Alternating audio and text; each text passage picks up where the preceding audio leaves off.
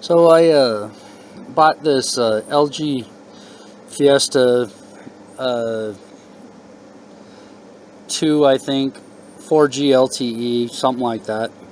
And part of what I liked about it was this really slim design.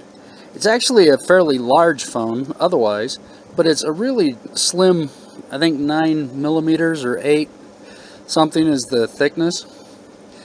And I was just getting it out to see about activating it when I dropped it flat on its face. Look at all those wonderful cracks, edge to edge. Haven't even activated the phone yet, and there it is, broken glass. Wonderful thing.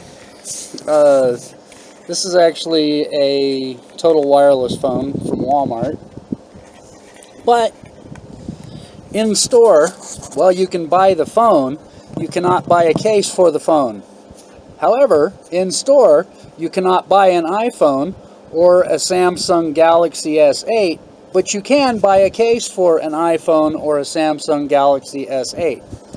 Just interesting things about it. There it is, TrackPhone is who does this for Total Wireless. But yeah, I like this. I mean, there were other benefits, other reasons why I bought it. It actually has a 1080p video camera, although when I was setting it up on Wi-Fi when I got it, I've actually had it for a couple of weeks. I was setting it up on Wi-Fi, and when I set up YouTube, it actually said that YouTube by default now is 480p, so the 1080p is somewhat wasted, but oh well, that's just something to live and learn. But yeah, just look at all those wonderful cracks. I always used to joke that a cell phone isn't a cell phone until you've dropped it. Well, here's a cell phone that I just dropped that, well, it's maybe a cell phone still. I'm not so sure. I gotta see now if I can get the glass replaced and maybe find a case for it, or I'm just gonna be phoneless. Well, that doesn't bother me. Here's the package for the phone and the wonderful cracked screen phone. Oh, and how did I manage to get that turning on? Oh well, it's wanting to turn on. It still does work, obviously. There it is saying, but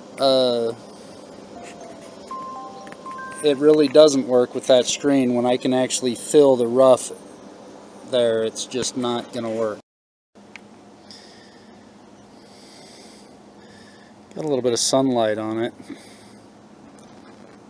Yeah, those cracks are definitely not going to work. Well, here's the LG phone with the broken screen. Here's the receipt from when I got it. This was actually October 6th that I purchased it, and the purchase price, including tax, was $105.29. I checked, and the gadget place that does these screen repairs, he had to look up getting the screen for this, which is not just the glass, it's multiple layers, the touch, the actual display itself, everything, to make it fit into that nice shallow look. And it was, he said it would be looking at a minimum of $130 to replace the screen on this phone, and that would not include tax, I'm sure, and it would probably be closer to $150 or $170 or even $200 once labor was involved. So that's not going to happen. But I guess I'll look for another cheap phone. I basically got this for being able to tether for the internet. While the phone does still work, the screen, actually particularly right here, catches. Also here on the corner, and it'll get worse, I'm sure.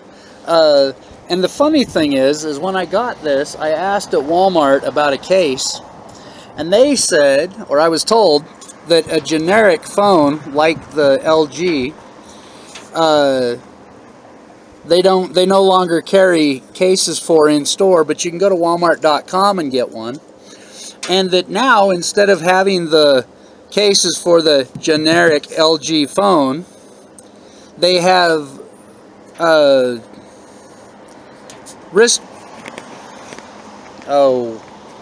like watch bands for the wearable technology, and they have cases for the iPhone and the Samsung, but they don't have cases for the phones that they actually sell in store.